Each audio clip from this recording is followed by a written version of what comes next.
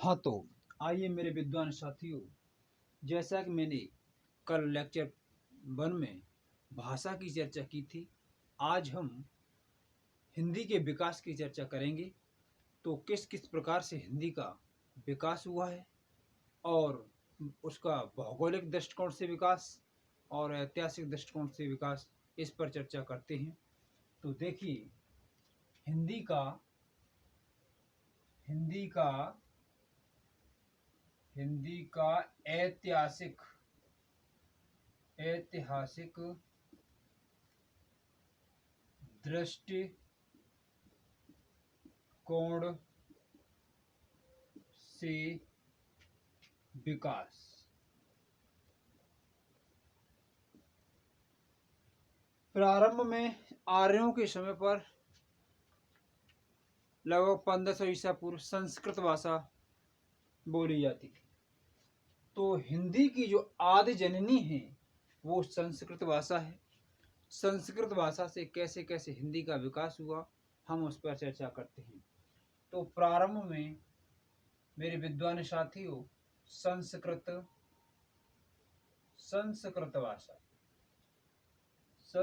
भाषा बोली जाती थी। अब संस्कृत संस्कृत भाषा दो प्रकार की थी। एक थी वैदिक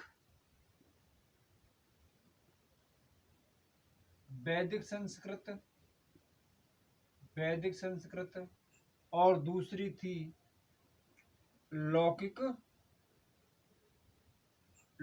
संस्कृत। अब मेरे विद्वान साथियों, लौकिक संस्कृत जो थी वो उस समय पर अधिकांश जनसंख्या द्वारा बोली जाती थी।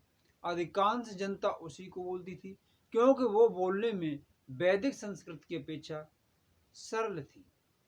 इसीलिए उस भाषा का अधिक प्रचलन था और भाषा के इस रूप में परिवर्तन होता चला गया। तो जो वैदिक संस्कृत थी, इसमें वेद, पुराण, उपनिषद लिखे गए और लौकिक संस्कृत में रामायण, महाभारत लिखे गए।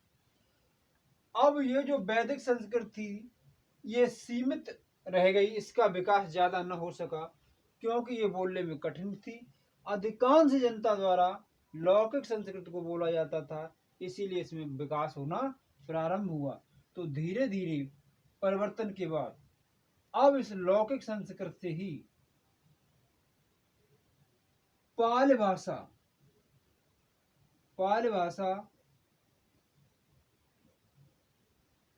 भाषा का निर्माण हुआ।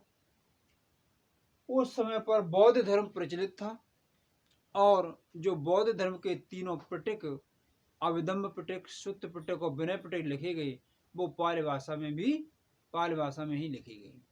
अब पाली भाषा के बाद आगे चलकर प्राकृतिक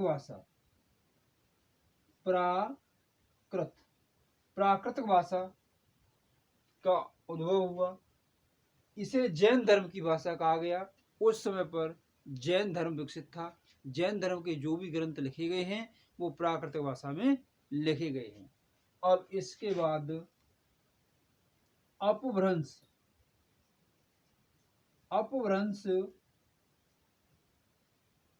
भाषा का विकास हुआ। अपभ्रंश का मतलब यह है भाषा को तोड़ मरोड़ के बोला गया और इस प्रकार अपभ्रंश से होते हुए अवहट्ट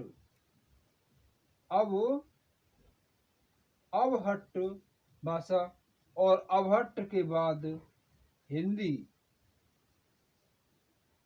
भाषा का विकास हुआ।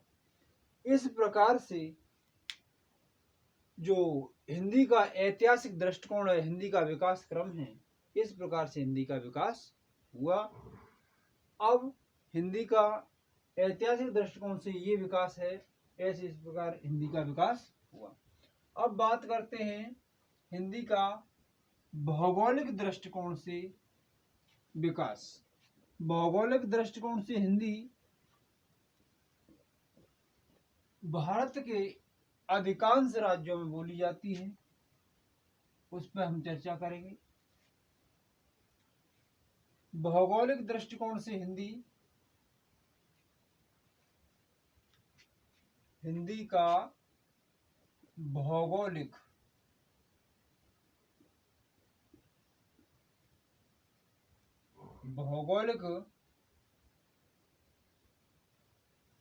दृष्टिकोण से विकास।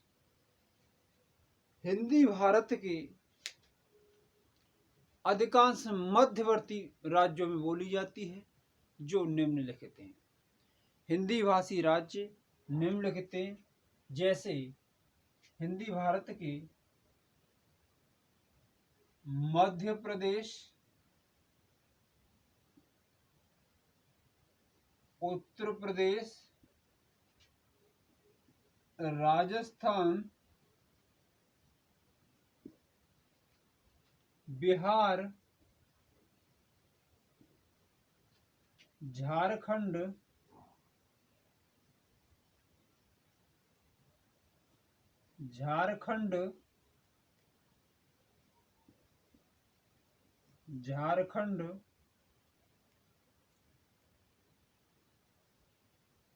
हिंदी भारत के मध्य प्रदेश, उत्तर प्रदेश, राजस्थान, बिहार, झारखंड, दिल्ली, हिमाचल, हरियाणा,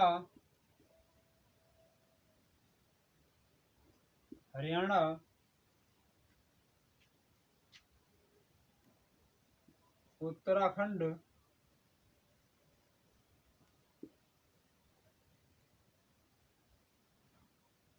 छत्तीसगढ़,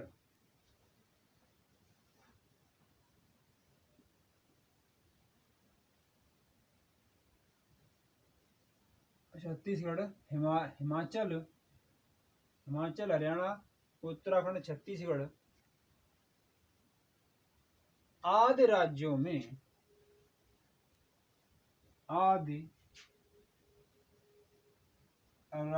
में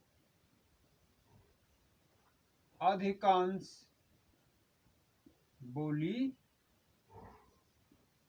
जाती है।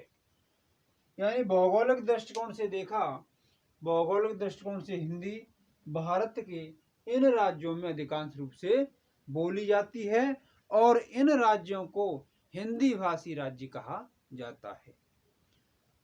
तो ये इसका हिंदी का भौगोलिक दृष्टिकोण से भारत में विकास हुआ है इस स्थिति से। अब बात करते हैं हिंदी का संविधान में स्थान। हिंदी का संविधान में क्या स्थान दिया गया है, उस पर चर्चा कर लेते हैं। हिंदी का संविधान में स्थान।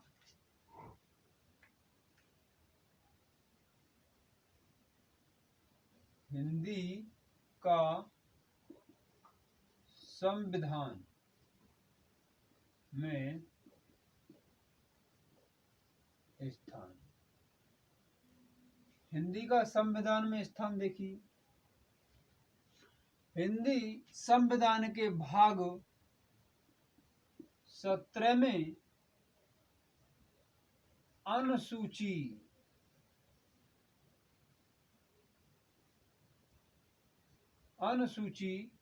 8 अनुच्छेद 343 से 351 में इसकी चर्चा की गई है। हिंदी भारतीय संविधान में भाग 17 में अनुसूची 8 में अनुच्छेद 343 से 351 तक चर्चा की गई है। प्रारंभ में मूल संविधान में मात्र 14 भाषाएं 14 भाषाओं को सम्मिलित किया गया था, लेकिन बाद में 8 भाषा जोड़ी गई, जो अब संविधान में 22 भाषाओं का उल्लेख है। 22 भाषाओं को मान्यता दी गई है, जब प्रारंभ में 14 भाषाएं थी। जो कौन कौन सी थी? असमिया, बंगला, गुजराती, कन्नड़, कश्मीरी, तमिल, तेलुगु, उर्दू, उड़िया, मलयालम, संस्कृत, मराठी, पंजाबी, हिंदी। ये हमारी 14 भाषाएं थी प्रारंभ में। बाद में इन 8 भाषाओं को जोड़ा गया है। वो किस प्रकार से है? 15वीं भाषा सिंधी को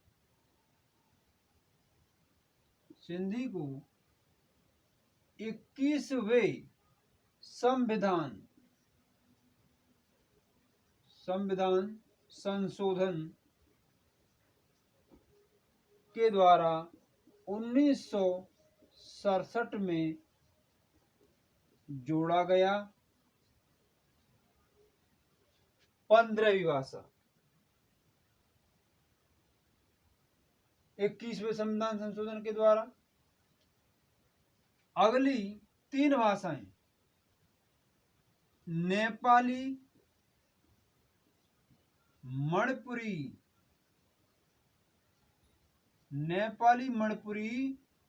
कोंकणी,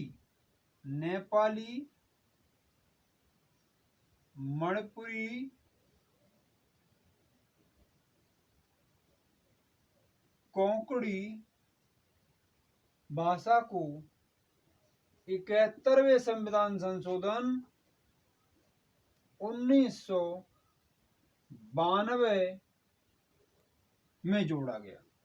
1992 में जोड़ा गया। और बोडो, डोगरी, संथाली,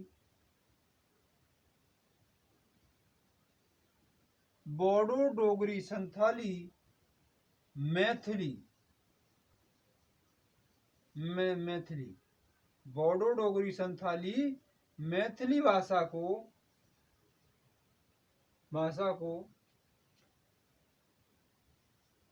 92वें संविधान संशोधन के द्वारा 2003 में जोड़ा गया।